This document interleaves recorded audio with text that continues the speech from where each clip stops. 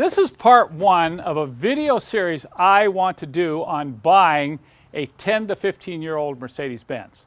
I receive emails almost daily from customers that ask, hey, I've owned these older Mercedes and I'm looking at these newer ones and man, the prices are attractive and what do you think about this model, or what do you think, is this a good model to own, or what about that chassis?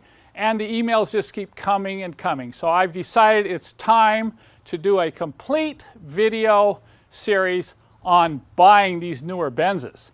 Now the first question I'm going to address, you got to remember there's a lot of issues to talk about when you're considering buying one of these. But the very first one I want to address is the question, is it worth it? I mean, you know, you look at these newer cars and you've probably heard the horror stories, you've heard the rumors that, you know, these aren't cars that are easy to work on. They're not like the old 240Ds. And the repair bills are astronomical, and on and on and on it goes. But let me have you look at it this way. This is a 2000 S500 W220 S-Class sedan. Brand new in 2000, this car cost $89,000.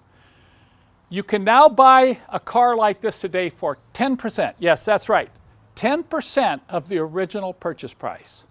And over here, you see a 2000 E430 Sport. This is a W210 chassis. This car was about $63,000 new, and yes, you can also buy a car like this for about 10% of the original cost.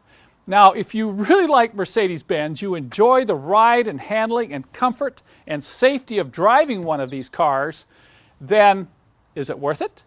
Only you can answer that question. You have to look at, okay, what about maintenance? What about costs of repairs? What, you know, reliability, on and on it goes. And we're going to cover all these issues in the upcoming videos that I'll do in this series. But when you're considering the question, is it worth it? I think it is.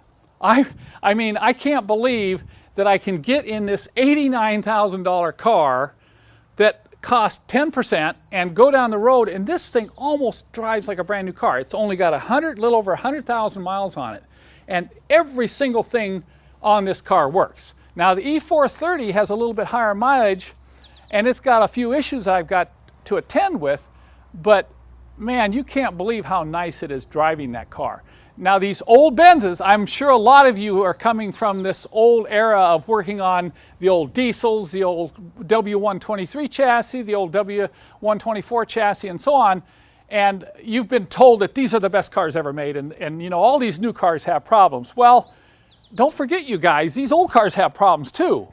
And you're going to have to answer this question, are these old Benzes getting a little too old for me just to constantly keep repairing them?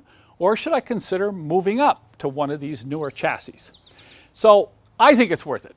And through this whole video series, I think as I share with you different aspects of going out and purchasing one, what to look for, how to repair them, how to do your own maintenance, then you can answer this question yourself. So in part two, we will go over the question, are these really DIY cars?